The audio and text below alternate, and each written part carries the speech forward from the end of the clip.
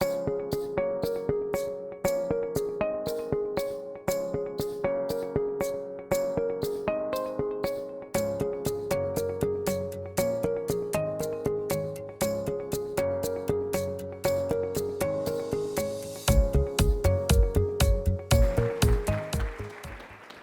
bueno, muchas gracias, muy contento de estar aquí con ustedes. Es realmente una buena oportunidad cuando uno puede compartir con sectores o con personas y profesionales de diferentes áreas que tal vez no están tan en contacto con este mundo de la economía creativa.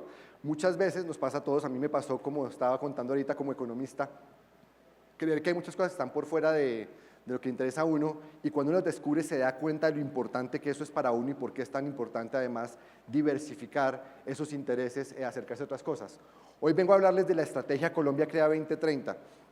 Es simplemente un ejercicio que hicimos dentro del Gobierno Nacional para alinear las diferentes áreas de trabajo de un montón de instituciones. Es una estrategia, ahorita les voy a contar cómo está construida, pero antes de empezar en materia, quiero empezar con una historia.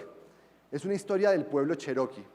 Y el pueblo Cherokee pues, es una de estas comunidades ancestrales de Norteamérica.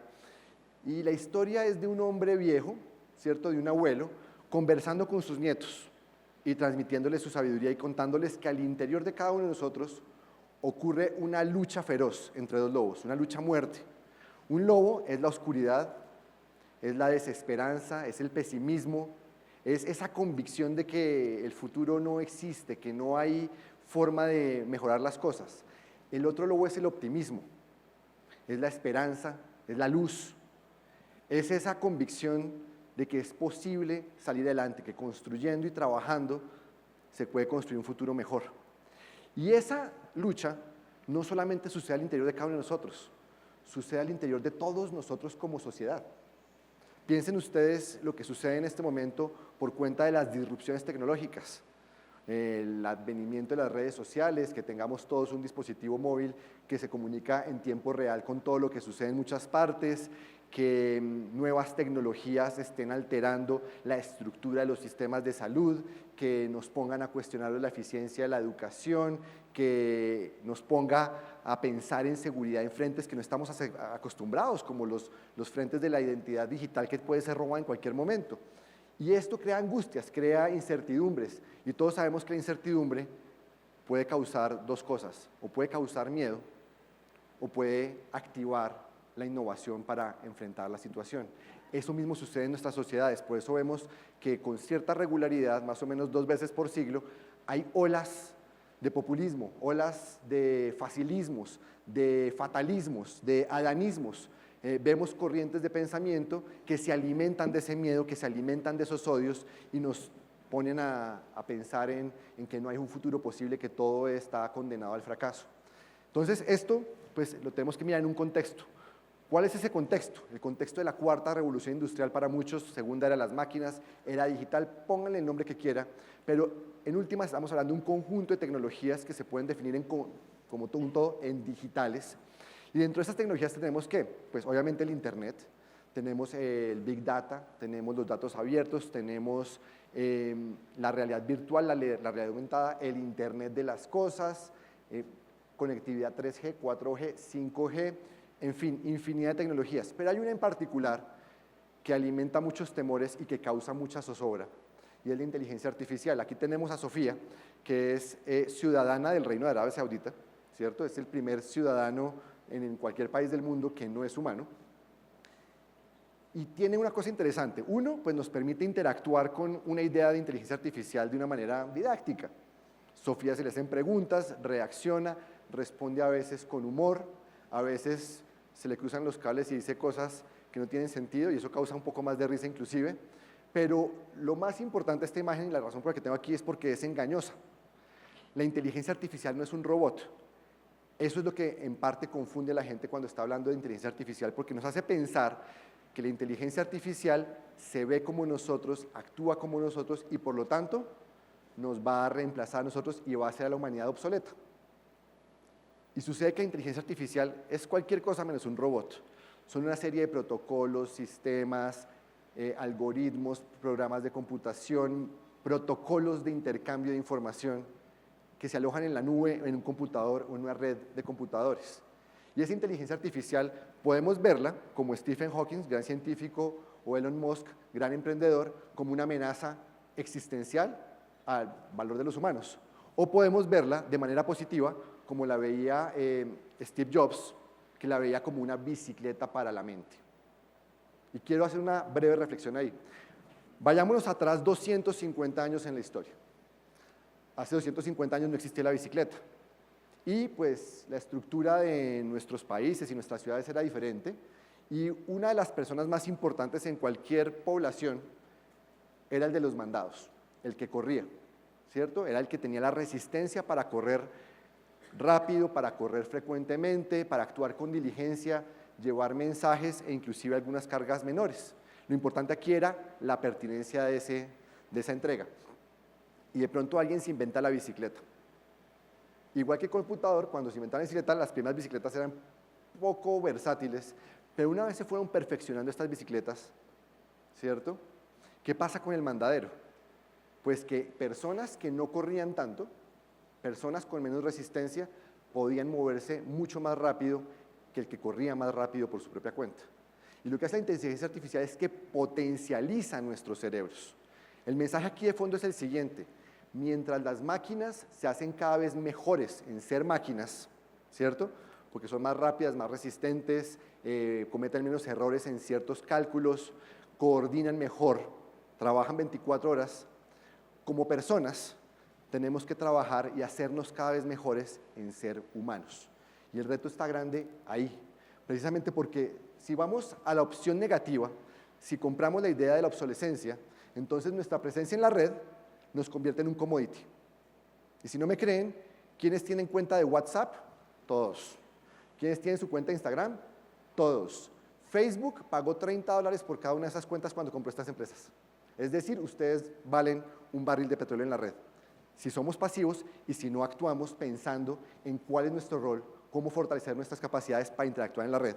Y aquí es donde entonces a mí me gusta hacer un ejercicio, y es que nos tomemos una selfie, lo que yo llamo la selfie de rigor, y ahorita les explico el valor y la funcionalidad de esto. Entonces voy a empezar por allá para que hagamos bulla o algo, que parece que estamos vivos. A ver, bravos.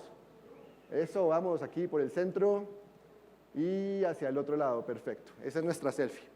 ¿Por qué tomamos una selfie? Fíjense que si ustedes se limitan a dar likes y se limitan a estar pasivamente presentes en la red, ustedes lo que están dejando es un rastro de unos y ceros en todas partes. Ese rastro de unos y ceros se va a unas lagunas de información que analizan muchas empresas y a partir de eso generan datos. Difícilmente cada uno de nosotros puede convertirse en una lista de datos y sacarle información a esas redes, ¿cierto? Pero cuando yo actúo, si lo hago conscientemente, no simplemente por hacerlo, y yo me tomo una selfie aquí, ¿cierto? Y participo en un evento y hago comentarios y articulo una red alrededor de esa presencia digital, yo también estoy capturando valor. Estoy aumentando mi poder de influencia, mi capacidad para diseminar información, mi capacidad para pedir ayuda o para llamar a una comunidad a que se manifieste en algún momento determinado. Es decir, estoy exprimiendo la naranja. ¿Y cómo exprimimos la naranja? Pues devolvámonos un paso, definamos qué es la naranja, porque estoy seguro que muchos de ustedes han oído 10.000 cosas sobre economía naranja, pero tal vez muy pocos han tenido la oportunidad de acercarse a una definición comprensiva. Y voy a hacerlo didáctico. Iron Man, ¿cierto? Y ustedes ya están todos pensando en una sola persona, Robert Downey Jr., ¿cierto? Y yo sé que las mujeres dicen, sí, papacito. Clarísimo. Pero pongo Iron Man acá, no porque sea una gran obra maestra de la cultura, sino porque es la película con más personas involucradas en su producción. Se necesitaron 3.109 personas, incluido Robert Downey Jr., para hacer Iron Man posible. Es decir, ustedes no pensaban en los otros 3.108 que hacen que esto les produzca lo que les produce. Sin embargo, esos 3.108 también son importantes, son necesarios. ¿Y qué tenemos ahí? Pues tenemos libretista, tenemos animadores digitales, tenemos dibujantes, tenemos maquilladores, expertos en efectos especiales, ¿cierto? Tenemos personas que trabajan en el área logística, iluminación, sonido. Hagan la lista de posibilidades, vean, hagan el ejercicio de ver los reconocimientos al final de una película y se van a dar cuenta que hay un montón de actividades, muchas muy creativas, otras no tan creativas, pero todas tienen que actuar en un sistema. una serie de actividades que nos permiten transformar la idea de un superhéroe, ¿cierto? Un superhéroe que es un millonario aburrido que está tratando de hacer cosas interesantes con su vida, en una película, en un parque temático, en un libro, en una serie de productos. Es decir, ¿qué es la economía naranja? Son todas las actividades que nos permiten transformar las ideas, los sueños de la música, la literatura, el arte, la poesía, la arquitectura, la publicidad, en los bienes y servicios que hacen nuestras vidas mejores, que enriquecen nuestra identidad, que nos permiten comunicarnos con el mundo, disfrutar de las cosas. Entonces, cuando hablamos de economía naranja, hablamos de todas estas actividades, muchas creativas, muchas no creativas, que tienen que articularse para que la creación se conecte con la producción y la edición, se conecte con una distribución que puede ser digital o física y finalmente llegue a través de canales de comercialización o de exhibición a nosotros. Puede ser en una plaza pública, un festival, ¿cierto? O puede ser una sala de cine, una película. O puede ser una librería, una biblioteca, un libro. O puede ser simplemente en cualquier momento, en cualquier espacio, una conferencia. Pero también es lo que disfrutamos cuando vamos caminando por la calle y vemos arquitectura que nos inspira a querer una ciudad, a tomar una foto, a celebrar la identidad que está contenida en esa arquitectura.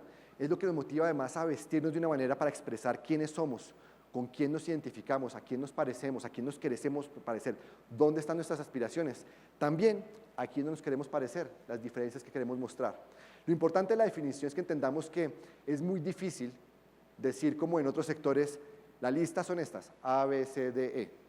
Es muy difícil, pero el concepto es claro, aquello que nos permite que nuestros sueños, que nuestra identidad, que nuestro simbolismo se convierta en bienes y servicios transables por mercado o por no mercado. ¿Esto qué quiere decir?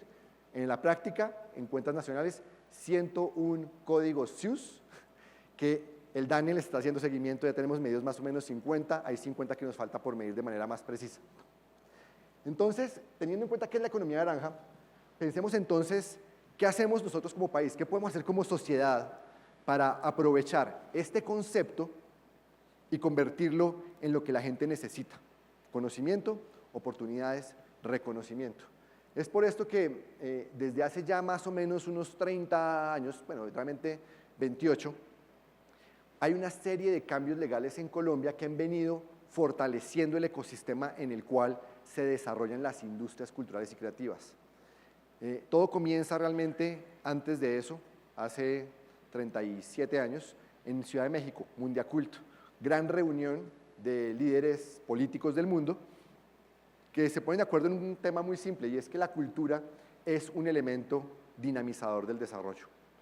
Nuestra Constitución del 91 lo reconoce así. Nuestra Ley General de Cultura del año 97, la Ley 397, lo reconoce así. Y el desarrollo normativo desde ese entonces, el Plan Decenal de Cultura, el primero y el segundo, las leyes del cine, la del 2003 y la del 2009, la Ley de Espectáculos Públicos, las leyes que fortalecen la protección del derecho de autor y finalmente la Ley 1834 del 2017, impulsada por el entonces senador y el presidente de la República, Iván Duque, Ley Naranja. Estamos hablando de que no es solamente una ley, es un cuerpo legal que se viene construyendo pacientemente por muchas personas desde hace 3 décadas en Colombia para construir una infraestructura normativa, pero además desarrollando una mentalidad que nos permite hoy impulsar la economía naranja como un eje central del desarrollo de Colombia.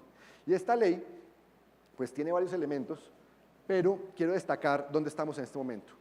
Un tema central de la ley es la creación del Consejo Nacional de Economía Naranja. Es un consejo formado por 12 entidades del orden nacional que incluyen 7 ministerios y 5 entidades adscritas y vinculadas. ¿Qué quiere decir esto? Que además de las que están dentro del consejo hay otras 13 entidades que trabajan constantemente de manera transversalizada en desarrollo de la economía naranja en el país. Esos son 7 ministerios, 3 departamentos administrativos, de los cuales uno ya se va a convertir en ministerio, y finalmente 15 adscritas y vinculadas. Es un solo equipo, con una estrategia, con un solo propósito, construir país. Pero este equipo está apoyado por un marco legal enriquecido a partir del plan de desarrollo. Dentro del plan de desarrollo hay 25 artículos que fortalecen la economía naranja, 10 de manera directa, como la extensión de los beneficios de la ley del cine, 8 de manera indirecta, son habilitadores en el desarrollo de infraestructura, particularmente infraestructura cultural en territorios donde hoy no tenemos la presencia de teatros, salas de cine o museos. Y finalmente, 7 conexos, temas que tienen que ver con adaptar el sistema laboral a la lógica de una industria, de un sector que opera de manera diferente. En sectores, tal vez como el de ustedes, la forma natural de vinculación es un empleo. En el sector creativo, más que empresas, existen proyectos. Las vinculaciones son temporales y los retos de mantener una formalización son muy elevados. Por eso tenemos que los creativos, los artistas, suelen tener periodos de muy buenos ingresos, periodos de muy malos ingresos. Ustedes que están en el mundo de los seguros, pues tendrán que mirar si tienen modelos que se adaptan a ese tipo de comportamientos cíclicos, que además no son cíclicos anuales, es decir, no son estacionales. Tienen que ver con otro tipo de dinámicas internas del sector creativo. Y, por ejemplo, la ley que nos permite, o el artículo que nos permite, el establecimiento del piso mínimo de protección social es un gran avance para este sector que de otra manera le cuesta mucho poder formalizar un empleo, poder formalizar una vinculación laboral de alguna manera. Finalmente, todo esto se concluye en que ya vamos hablando, cuando hicimos el primer documento íbamos en 47 iniciativas, esto fue hace 2 meses, hoy tenemos casi 80 frentes de trabajo entre estas 25 entidades en los que estamos trabajando por fortalecer todo el ecosistema, porque les dije, la economía naranja no es solamente el artista y la creatividad, es toda la cadena que permite transformar desde la creación hasta el consumo todas las actividades. Más de 70, casi 80 actividades y frentes de trabajo en que estamos mejorando el ambiente emprendedor, la capacidad creativa, la formación, los canales de distribución, la infraestructura, el fortalecimiento de los sistemas regionales, de las instituciones locales, etc. Y para este cuatrienio, estimamos con planeación que este sector va a generar inversiones por encima de los 6 billones de pesos. Para el cuatrienio anterior hicimos el ejercicio, nos daba aproximadamente 3.2, es decir, estamos tomando medidas que casi duplican la inversión para el sector en términos nominales y es un aumento del orden de 60 a 70% en términos reales.